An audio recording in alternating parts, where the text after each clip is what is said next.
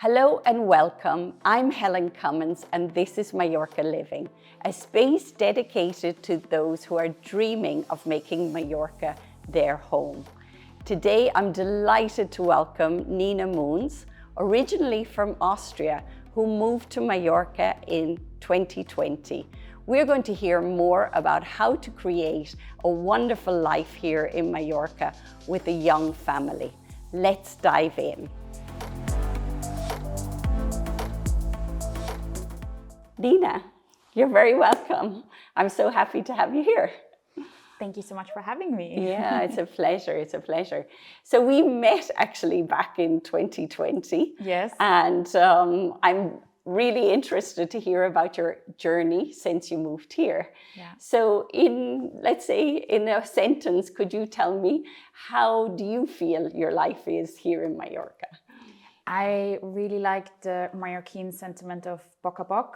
Poc a poc, yes, yeah. little by little, because my life has changed so much, or threw me a little bit at times while living here over the past 5 years, that it's that's become kind of my way of living here. It's like little by little, not stressing yourself too much, and taking one day at a time, 1 week at a time, especially with small kids. Small kids. Yes. And what ages are your kids? 4 and 7. You have a boy and a girl? 2 girls. 2 girls. Okay. Yes. So you had one when you already moved here, the eldest one, Yes. and you were already pregnant with your second one. So how was that when you moved to Mallorca with, a little one plus one on the way? It was stressful. I was used to moving because I used to live in Southeast Asia and then South America, but I never moved during a pandemic and pregnant with a toddler. And we arrived here and we didn't have a home or anything yet. Oh my God. So yeah, it was a bit stressful, but it was also fun. It was a great experience. So what made you move to Mallorca? What made you choose Mallorca? My husband's job. So he at the time, he was working in Peru. I was working as well, but he was I think we're ready to move back to Europe. You both worked in the hospitality industry, right? Yes. In Peru, briefly, I went into fashion. I worked for a sustainable fashion company there. But we actually thought that before moving back to Europe, we would have one more stop, maybe in South America.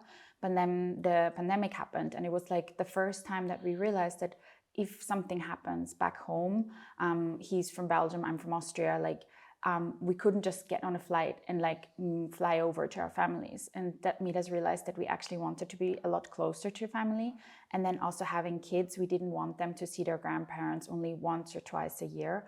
We wanted to be somewhere where they were able to visit whenever they wanted.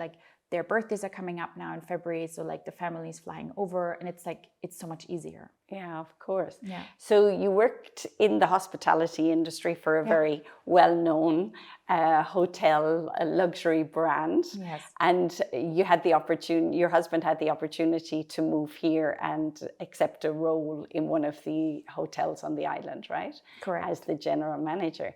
So where did you decide to settle here on the island? So when we first arrived, I thought was great. We rented an Airbnb in Palma, in the center of Palma for a month, just to get settled, especially with the little one and everything. And then we took our time to look, and we first rented an apartment near Son Vida in Son Rapinian, near the golf courses. And then we really liked the area. So we bought an apartment there as well recently. And I like the area because you're in Palma, but you're a little bit outside.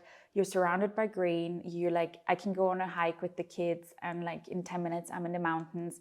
But at the same time, I can either with the car, with the bus, go straight into Palma for meetings and all of that. It's literally 10 minutes from Palma. So just to describe for our listeners, it's actually an area, a suburb of Palma, but it's surrounded by schools actually. So it's very popular for young families, right? Yes. Was that one of the attractions for you? Yes, but at the time we didn't know, yet what school and everything. But for me, it was coming from Austria. It was being close to the mountains and having so much green around. because we literally live opposite the golf course. So there's like just so much green. In Arabella Park, in just opposite some Golf Montaner. Oh, okay. Very in good. the new development there. Beautiful. But then also like the proximity to Palma and like the beaches and everywhere. Okay. It's great. So literally you can hop on a bus and be in Palma in 10 minutes, which is great. Yeah. And I love using the bus. It's free for residents. Yes. And it's just like, in 10, 15 minutes, you're right in the center and you don't have to worry about parking or anything like that. Yeah, that's good. So in the end, which school did you choose for your... For the little ones? Yeah. We chose Escola Global, which is in the Parkbit area near the university. Because my husband was working in Deia, so it was just like easy for us, and it's a great school because it has like this private school element, the British school system, but then they spend a lot of time outside and encourage like outside learning and really also encourage their character to flourish, which I love, and they just get to be kids. Okay. Did you look at many schools? Did you consider many of the schools? I don't know how many hours I spent on ABC Mallorca. Oh, really? Reading Our through, website. yes. Yes, it has a very complete guide, yes. To be fair. We do invest a lot of time and effort because there's been so many new schools opening in recent years. So. Absolutely, and it feels quite overwhelming when you move to the island, when you don't really know, and then you're figuring out like which area where, because it's not just like which school, but also like, does that make sense? Like, am I close enough? Because you might like the school, but if it's like half an hour drive, we all know that very quickly we get used to like half an hour on Mallorca is actually quite a long time, and then it's like with traffic and everything, so it was like so many factors to consider, and I'm pretty sure I found the school also like on the website, and like we went to visit I think 3 in total, and that was just like the one we liked the most. Okay, and are you happy with your decision now? Yes. Which language do you speak at home? Because you're a very international family. You have such a variety of possibilities, I think. Yes. So like the main language at home is English. Okay. But then I speak German because I'm from Austria. So you speak German with your children? Although when I have to say like my main language became like is English now too. So sometimes I speak more English with them than German, but I try to really focus on that. Then their dad speaks Flemish with them. And then, of course, they have Spanish as well. So also when we lived in Peru, my older daughter always went to like Spanish kindergarten. And the little one also here went to Spanish kindergarten first. So that's like a big part of kind of our life too. And then Catalan a little bit. Did you speak Spanish when you came to Mallorca? Yes, I learned it when we moved to Peru, but didn't speak any before at all. And it was actually good to learn in Peru because they speak a lot like slower. It was like easy to like get used to things. And so when we moved, I already had like a good base to build on. What part of Peru did you live in? In Lima. Lima. Oh, you lived in Lima. Okay. Yes. I thought maybe you lived in the mountains in Cusco or something because there's some hotels there, right? No, I went to visit like Cusco and Machu Picchu like over 10 times for work as well. Wow. Yeah, so it's like incredible to like just I'm casually going to Machu Picchu again. But it was an amazing experience. That's incredible. The pandemic was very hard. Very hard. Yeah. But now again, I think it's flourishing there. So when you moved to Mallorca, because really it's quite an island that people aspire, right, to live here. Did you feel, when you actually moved here, how did you feel? I have to admit, like, I think if you're from Austria or Germany, like you have certain ideas about living on Mallorca. But luckily we came here in 2019, just before the pandemic, on holiday. Because my parents have been coming to Mallorca every February for the almond blossom for years. And they kept telling us, like, Nina, it's not just the Balaman or like Arenal and all of this. So we came in 2019 and we spent a week here. And I was like... In February, was it? No, then that was I think it was late October. Okay. For me. Like, but it was off season. It was off season as well. But still, like, I didn't, like, during the entire week, I didn't see all of what I thought Mallorca was about. And it was the first time I realized, I was like, I can imagine living here because it's so beautiful. It's like an amazing island for small kids. You have so much variety here. Like one day you can go to the beach, the next you can go to the mountains, you know? So that was really like a moment where I was like, maybe that could be a great option for us, because we wanted to come back to Europe, but we didn't want like the hustle and bustle of a European city. And so Mallorca for me is like this great in between where you're like in Europe, but then you have like this island life, which is really beautiful and which doesn't feel so stressful. So what's a typical weekend for you and the family? Something local, like if it's, you know, going to like a local market or like a local fiesta. And then just having like a long lunch, often in the sunshine, luckily. And yeah, something very easy going. And like, I mean, the amazing thing about Mallorca as well is like there's so many things for kids. Like when it comes to music festivals or local traditional fiestas, or even like going out to eat, you know, like kids are always part of the day-to-day, which is really special. And they're always welcome. They're always by welcome. the Spanish local community. Absolutely. It's one of the things you really notice as a difference from Northern Europe to Southern is just how open and how welcoming everybody is to have children around. Exactly. And like even like every time I go to Vienna, you know, I see like posters and things for events, but it's always like either adults or kids. You know, it's never integrated. Combining both. And that's really beautiful here, because you can go somewhere where you don't just stand on the playground being a bit bored while your kids are having fun, but you can go somewhere where there's something for everybody. But the kids live outdoors. I mean, we as families, we have this massive advantage because we have more or less 300 days of sunshine. Yeah. So it really does make a difference in how you live your life. Is that true? Absolutely. And like I see it every day with the kids as well at school, because after school they have like a lot of like outdoor space where they can play. And like my 4-year-old, like she loves just like running off and looking for bugs or things like that, where I'm like, they actually get to still be kids. And the more I speak with friends as well that are moving to the island with older kids, they're saying that like suddenly their 15-year-old or 16-year-old is less on their phone, because that's not the only option anymore, you know, because they can do fun things with their friends after school, outside, and all of that. So yeah, definitely. And it is a safe place to raise kids, is that right? Absolutely, absolutely. I think it's like you have such amazing communities here. Everybody's so used to helping each other, looking after their, you know, the kids. And like, it's true what they say, like you can literally have still here community or villages where you go and you're like, the kids go off and play in like the village playground and you don't have to worry about it, you know? Yeah. So these kind of like beautiful ideas of village life still exist here as well. Are you happy with your decision with Son Rapina, this area, which is as an area for a family, for a young family? Yes, because what I also love about the area is like it doesn't change throughout the year, where there are a lot of places around the island that, for example, places close down during like the low season. So the coastal towns, you mean, where they're more tourist orientated. Exactly. And that we don't have at all, of course. And then it's not like an expat place, you know. I feel very connected to where we live and to like the Spanish way of living as well. But I think you have a huge advantage because you speak Spanish. Would you say that?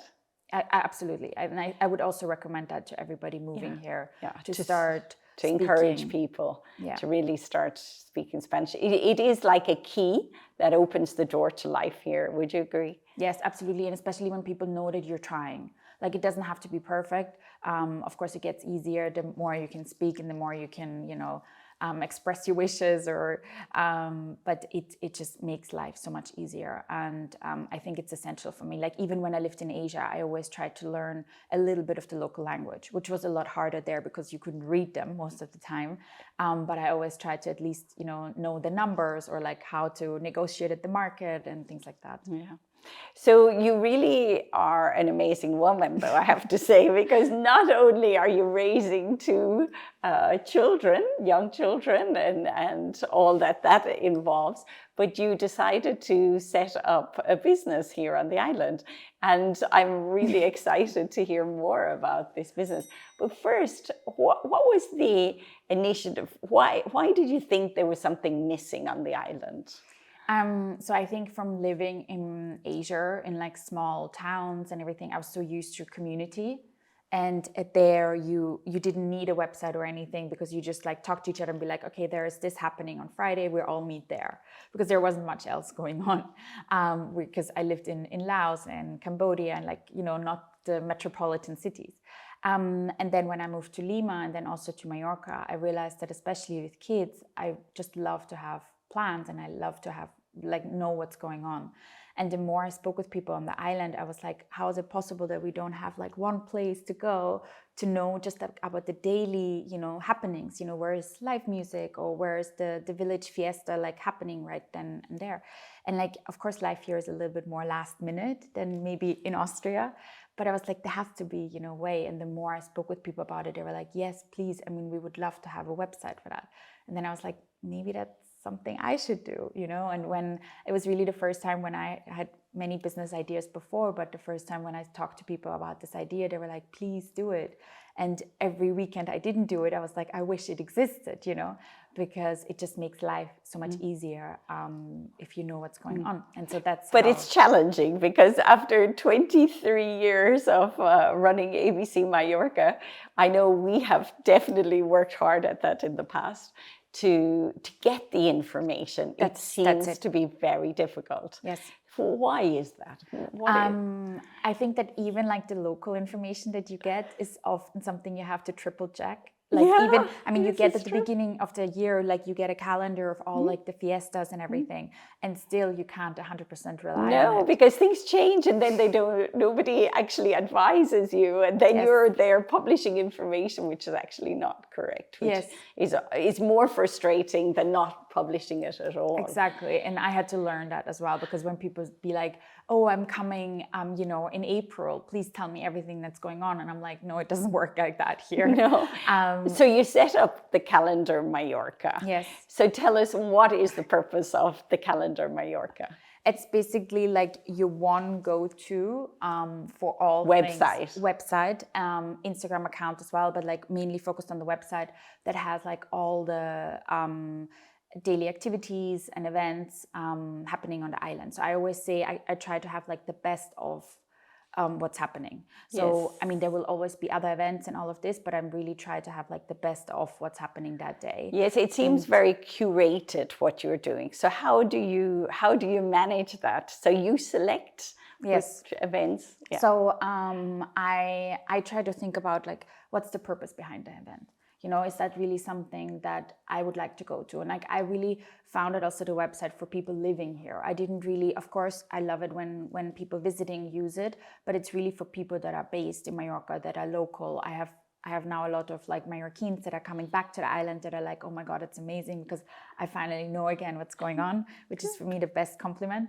But it's basically also like a combination of kids things, sport activities, local fiestas and traditions, you know, community and business, like a little bit of everything. Because before that, there were like websites dedicated to daily events, but they all kind of looked like they were from the 90s, or they were just for kids things. And I wanted to just create something a bit more modern, easy to use. Like you literally have a calendar in front of you and you'd be like, I have time on Saturday. So you click on Saturday and you can see all the activities or all the events happening. And then you can click to see more. And did it take you a long time to get all of this set up and running? What was the lead time to set this up? I was very scared to start because I was like, who am I to say I'm the Calendar Mallorca? Like, I'm very respectful of like local. The local, yeah. Yes, because, you know, that's what I've just learned from living abroad. It's like, you can't just like arrive here and just think you know everything better, and it doesn't work like this. You really need to know the island. And then I'm also somebody that's very creative. So for me, before I even had a business plan, I was like, I need to get the branding and everything right, because then for me, everything else kind of fell into place.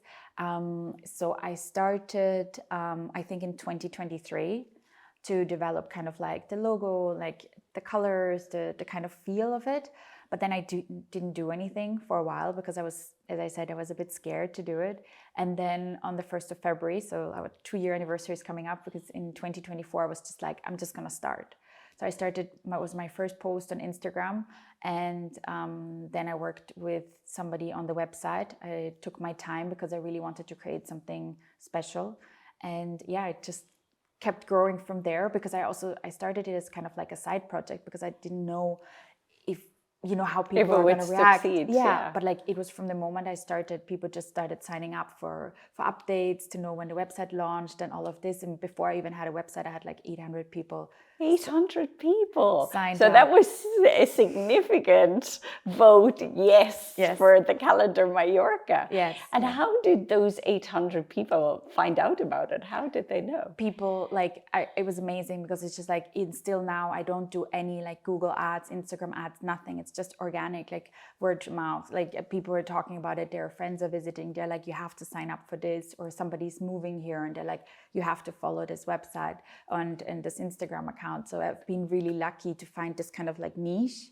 And just, I think because they also see the curation that you mentioned behind it, you know, it's not just like whatever is happening, but it's just like a selection of the best. And it has something from like 18 or even younger to 100, you know, you find something on there that you would like to go to. And that's kind of what I wanted to create as well.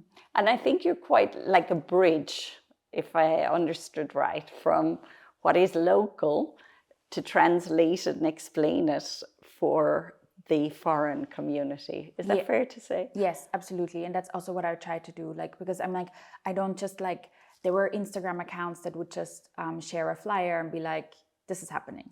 But I was like, yeah, but what is it? You know, like what exactly, like we all know, like there's so many amazing and beautiful traditions here, but you have to explain them to really understand them, you know? And like, you have to also understand them before you go sometimes, because sometimes it's really just for the village and you have to be very respectful, but sometimes like everybody's welcome and you're So how do you find out all this information? And it sounds like you go a lot deeper, in the sense of you almost go there, you know, have the experience yourself and then explain what it's about. Yeah, so I know my official sources now, but it's a lot of time spent on Ayuntamiento websites and all of this, because you know, I mean, programs for official fiestas sometimes, like even we just had San Sebastian, and San Sebastian already started, and the town hall of Palma hadn't even like officially announced the program yet.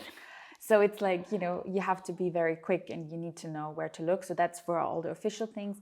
And then I'm lucky that I work with amazing businesses and event organizers on the island that now have started to work with me and send me information and all of that.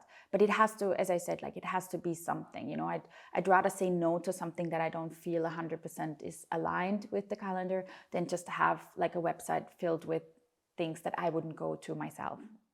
I would love to ask you to do a favor for me. Mallorca Living is a video podcast dedicated to those who are dreaming of making a life for themselves here on Mallorca. This is a very personal project for me, where I get to share with you wonderful stories about people who have actually made the transition to Mallorca.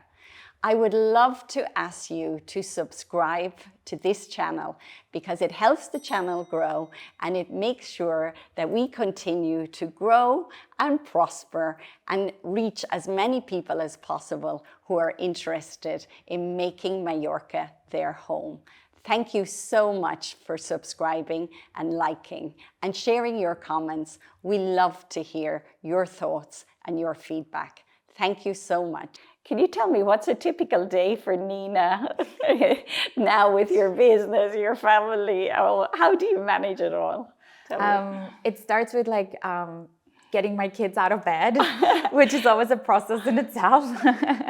And, you know, making the lunch boxes and all of this. And then they're off to school. We actually pay to drop them off earlier. So they already start at 8, where school normally starts at 9. And it really helps me because it kind of takes the stress away, because we arrive there before everybody else. And even if we're 10 minutes late, it doesn't matter because we have like a whole hour to play with. Then the kids are at school until 3:30, 4 o'clock. And I'm very lucky because we normally have au pairs that help. That has been really essential for me also to be able to work and create my business, is to have the help at home. So we always have au pairs from Austria or Germany, also to help with the language, to support us. And they normally pick up the kids from school, so I don't have to worry about the traffic and all of this. I'm very lucky. But then I have time for like meetings or calls, or like you said, like doing all the research, because that, I think people underestimate of how much time that takes. And do you work from home? Yes, I do a combination. I have like a walking pad now, so I can, move and work from home. But then I also have like a co-working space in Palma that I use. And then I often meet people in like coffee shops, and I like to move around, Not to be just at home on your computer all the time.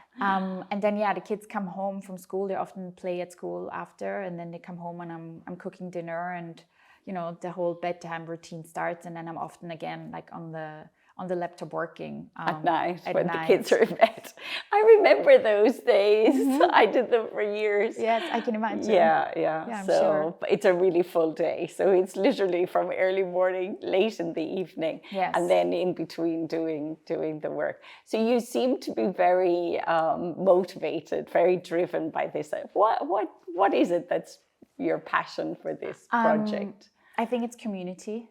It's really like, creating. Sharing and because I know what it's like to arrive at a new place and not really knowing where to go, what to do. And I think that doesn't matter if you're coming here to Mallorca alone, or you're coming here with a family, or if you've traveled a lot. I think it's so nice to come to a place where you then be like, okay, I would love to see the island a bit more, but I also want to understand it more. And people want to meet other people. There is this really, do you feel that there's this real hunger for people to build a social circle, to actually have, contact and good conversations and not be on the phone? Isn't the island actually promotes that way of life a lot? And I always encourage people also to get out of their bubble. Yeah. Because I think when people arrive here, they're a bit insecure, they don't know where to go, and then they kind of stay in this bubble, like if it's maybe the same nationality or it's just the school community and everything. And I'm hoping that also with the website, I encourage them to go out. And how do you do that? It's with the kind of events I share. Like I always try to, like you do so beautifully, also like this kind of networking to encourage that, because I think it started to have this kind of like negative association, because we're like, people like, oh, networking, it's like so stiff and everything. But like here it's so beautiful because you get to meet so many amazing people on the island. Interesting people like that have created amazing businesses and all of that. But then at the same time, like encouraging them to maybe go to a run club where they, meet other people, or they go to a workshop with their kids, or, doing things like that sometimes also takes them out of their comfort zone. But because they have all the information, they know what's going on, it's a bit easier to get there. So Nina, if you want to subscribe to the website and get all the information, that's free of charge, I guess. And so it's the event organizers that actually pay you to promote their event. Is that's exactly how it's working? Exactly. And how is that working out with a business? Because obviously a business, it has to be sustainable, it has to be viable. Yes. So you're 2 years, almost at the 2-year mark. Is it arriving to that point? Yes, absolutely. I'm really, I have to say, it's been amazing also to see the support that I've received from Mallorquin businesses, from established businesses here on the island, that at the beginning, of course, we're always a bit like, let's see where this is going. But I think now people know that this is very quickly becoming like the place to look for. And like, just the first 2 weeks of January, we had nearly 80,000 views on on the website just like organically because of all the local fiestas and everything happening. And like we're slowly but surely reaching our 1 million visitor like mark, which is incredible for, you know, a relatively small business like this. So it's getting easier, but of course it's also like very seasonal.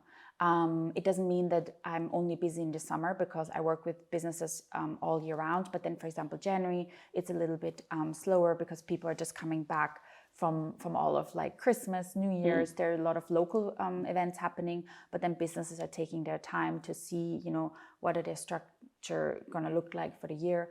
But yeah, I have to say I'm really happy because it's been growing every month. And it's really something I want to concentrate on. So this is your third baby, right? It really sounds like yes, it. Yes. And you seem as excited today as probably the first day, right? Yeah, because it's fun. It's genuinely fun. It's like I learn something new all the time. I have to admit that when I moved to Mallorca, having lived in very, I don't want to say extreme cultures, but like very different cultures, I thought that living here would be kind of easy, you know, and I was worried about that at times because I was like, I like this challenge, you know. I always enjoyed moving to a different country and being challenged by the new culture and all of this.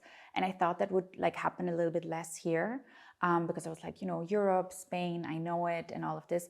But I didn't know it at all, you know, like because there's still so much culture, there's so many traditions happening that like every week I learn something new.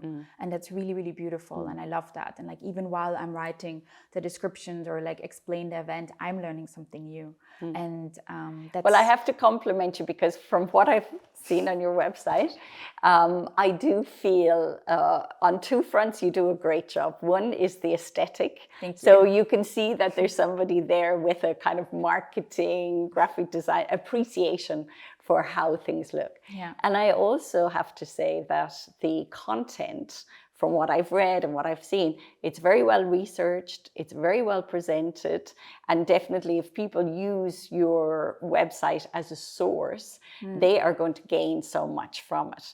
And also, as you say, it's educational. Actually. Yeah. So you're not just giving, oh, here's the event. No. You actually explain the historic part of it. Yeah. And I think for people who want to move to Mallorca and truly integrate, not live on the periphery, and, you know, if you want to speak the language, integrate in the local fiestas and the local culture and understand the heritage of Mallorca, you can do that using your website. Isn't that true? Absolutely. And I think if you coming here, make an effort, Mallorca, it shows you. It opens itself up. And like, it really is like a completely different experience, you know, because I know it can be sometimes challenging when you move to like, you know, a place that you don't know and all of this, and then you have to make that effort.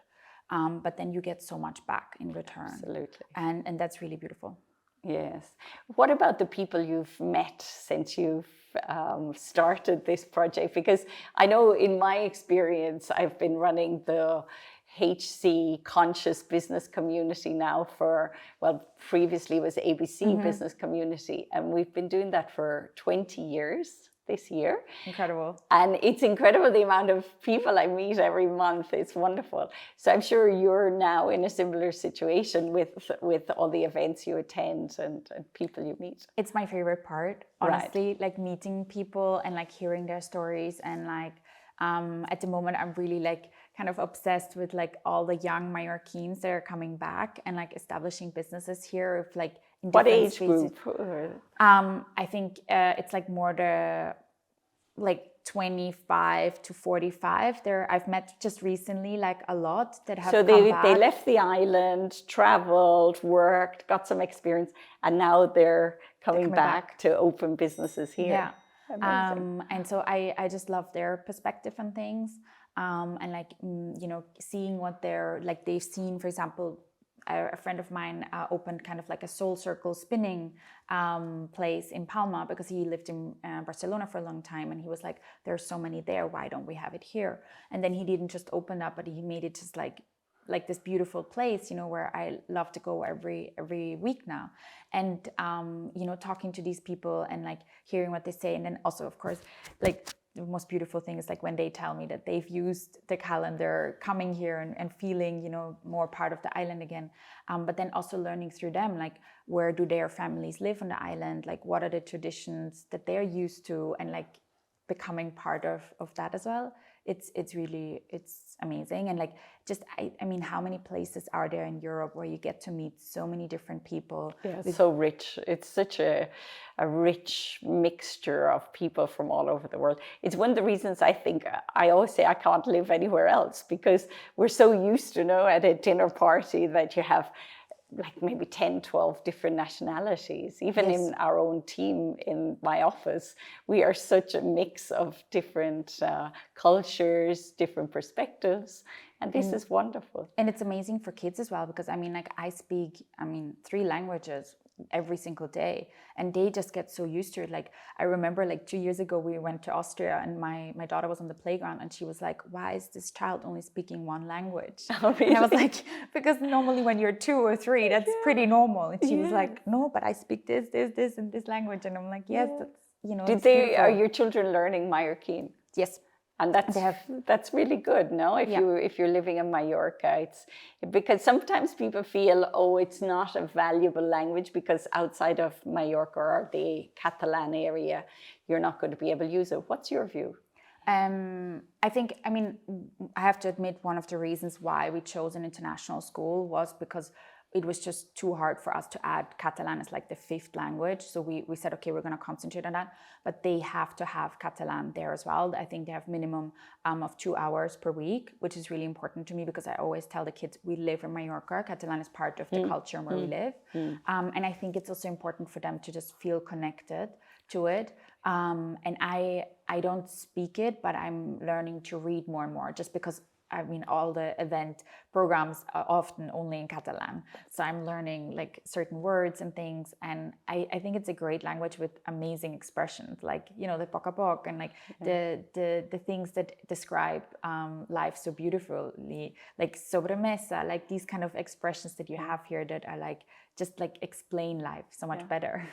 So there is also this feeling, and it hasn't been my personal experience, but I'm just curious to know what you think, that it can be difficult to get into the local community.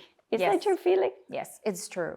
I think especially when I first started the calendar, like for me, it was very important that from the day one that we launched the website was available in Catalan, in Spanish, English, German. All the other languages came after, but it was like essential for me to start like this, because I was like, we're here in Mallorca, it has to be, you know, and it's a calendar as well for the local community. But I think that was like, at first, people didn't really see that, so they were criticizing that, and it was always Mallorquins that kind of went to, you know, attack. And then I had a friend of mine who's Mallorquin tell me, he's like, but Nina, if we don't do it, we need somebody else to help us with it, right? And I was like, yeah, that's actually, it's true, right? Like I'm not stealing the idea from anybody. It just didn't really exist in this way, shape, or form. And now I have local town halls that are like tagging me in reels and in stories. And for me, I mean, for an outside person, that might seem like a tiny thing, but for me, that's a huge. That's huge. That's a huge acceptance. Well done. Congratulations. So, I mean, when that happened, I was like, of course, I'm going to share everything, you know, because I mean, like, that's just amazing. Because if they see that I'm adding value on like a local level, but it took at least 1.5 years since I started until that started, and until people saw that it's not just a website that's, you know, for foreigners. Yes, absolutely. Well, initially when I started ABC Mallorca, believe it or not, I thought I shouldn't tell the locals about, because I said they have so many other accesses to information. And then they asked me, please, can you do your magazine in our language in order that we can also read it and enjoy it? So we did make that change. So it's in 3, we publish now in 3 languages still, in Spanish, English, and Catalan. German. Oh yeah, German, yes. German. But I think that's also so important, because, you know, like, I mean, it's a huge part, and like, some people forget that, because they arrive here, and I think the mistake then they make, they're like in their bubble a little bit, and they're like, I don't need to learn the language, and like, I'm fine, I can order my beer in Spanish or something. But if you really want to experience Mallorca, in a different Fully, way yeah, and fully, fully, yeah. then I think that's essential, and it's just also makes life here so much more fun. Yes, and much more interesting, Yeah. because you can avail of all the events and all the historic things. Yeah. Can I ask you, what would be your advice to somebody now listening to this podcast today, dreaming about doing what you've actually already done, which is moving a young family here and starting from the beginning? What are the kind of insights you'd like to share? I think not to rush things. Patience. Patience. I always said wherever I moved, it takes minimum 3 months until you feel settled. And you can't expect to, I mean, I know we're all like excited and emotional when we arrive at a new place and we want to know everything and experience everything. But this excitement at a certain point like stops, and you realize, okay, this is real life now, and I need to build a routine, a community. I need to find new friends and all of this. And then I think you go through a period where it feels also a bit scary, because you need to put yourself out there and you need to find a doctor, or, you know, all of these things.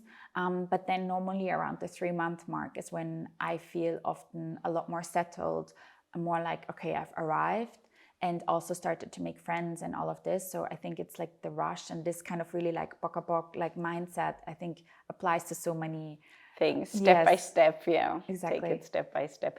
Which was the most accessible for you in terms of building friendships? Was it the school? Was it the workplace? What made it easy for you to kind of transition here? I think that Socially, let's call it. yes, I mean, as we moved during the pandemic, it wasn't easy, because obviously we still had restrictions in place.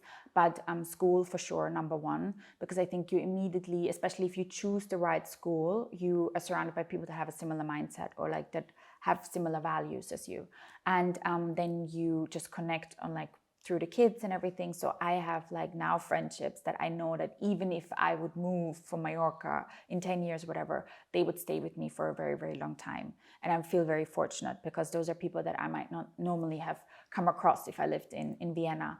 And that was amazing. And then of course I worked as well before I did the calendar, and through work I met incredible people and just also experienced Mallorca from a completely different side. And I think like putting yourself out there and putting yourself into like different, for example, find a co-working space that like introduces you to new people, or finding a gym that you really like that has another community. I think that's a really nice way to meet different people that have kind of like a similar mindset or similar values. And the point is that actually everything is here on the island, to the surprise of many.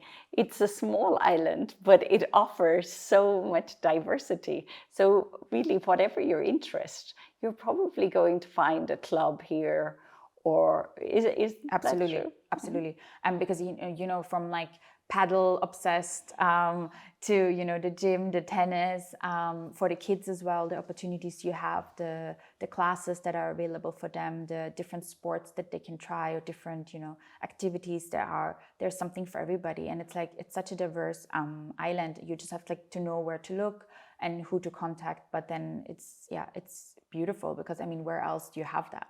You know, in actually quite a small space, that you have access to so much. So the other questions I want to ask you, you set up a business here. What do you wish you'd known about the business side before you started? Looking back now on the last 2 years. On everything. Quality over quantity, always. Quality over quantity.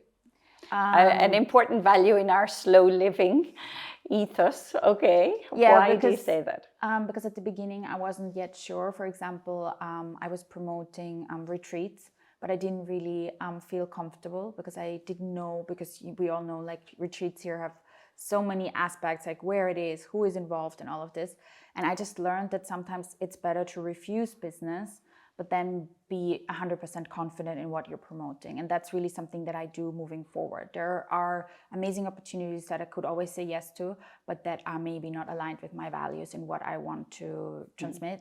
And there are many ways that I could quickly grow on social media or things like that, but it's just like not aligned with my values. So I'm trying to really always ask myself, it's like, is that something I would go to, I would support, I would like? And if my gut feeling just says no, I trust that and I don't do it. And I think it's better to take your time and grow something slowly but meaningfully.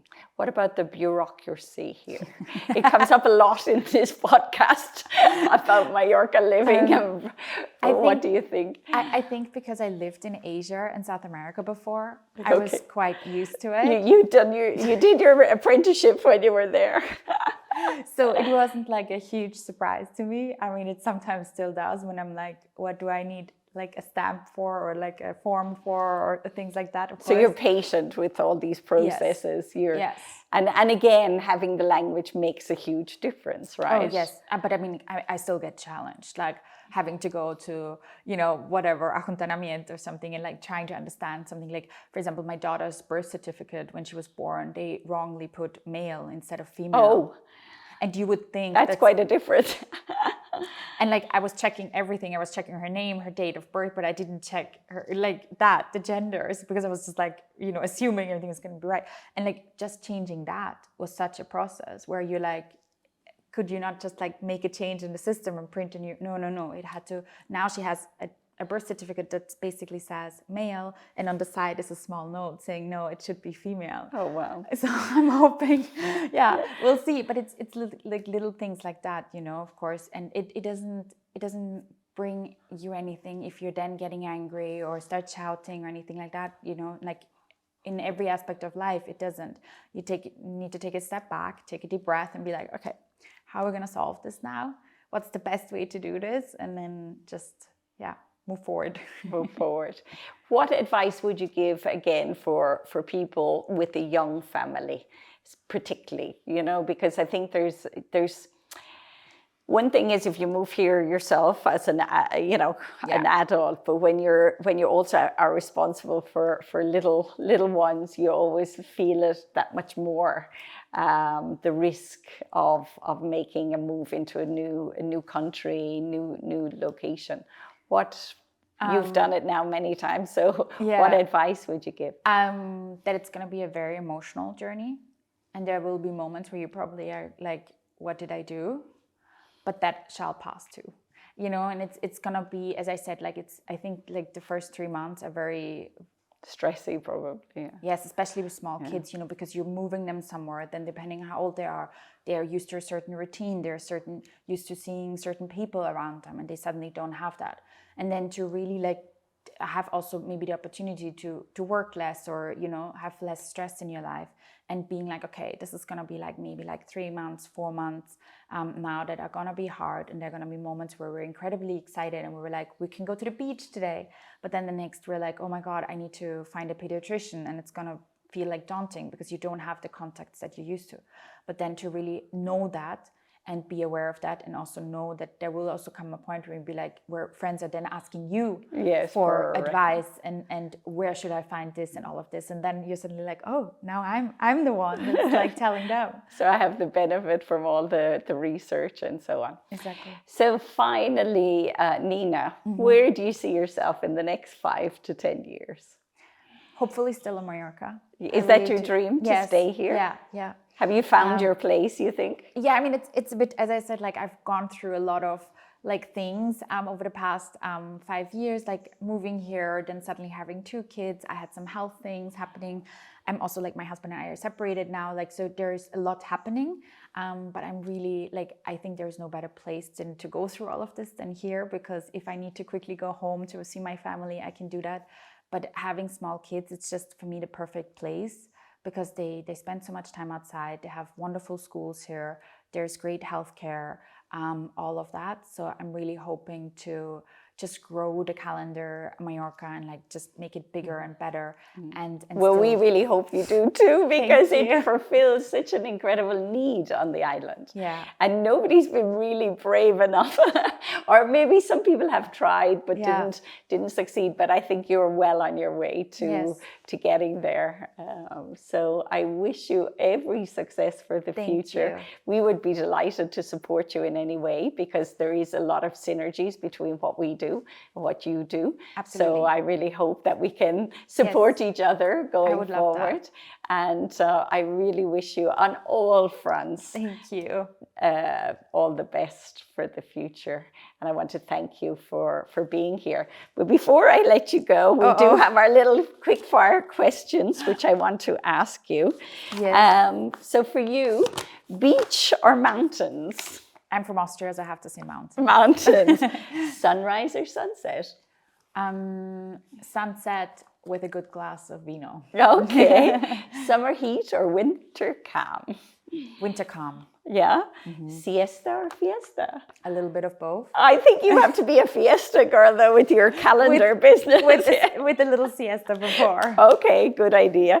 And Pamboli or Ensamada?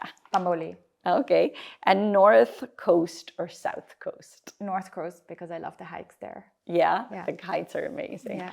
So thank you, Nina, for being with us. It's been an absolute pleasure. I wish you all the success in the world for the future. Okay. Thank you for having me. And also thank you for helping me so much with moving here, because the website was essential for that. Oh, that's great. I'm glad that you benefited from our work. And now you're sharing and going on to do the same for others who want to move here in the future. So thank you. Thank you. If you're dreaming of making Mallorca your home, let me invite you to use our property buyers agency service. With our service and our help, we can guide you to the right location that fits with your lifestyle. We'll also help you find the perfect home that fits with your dream.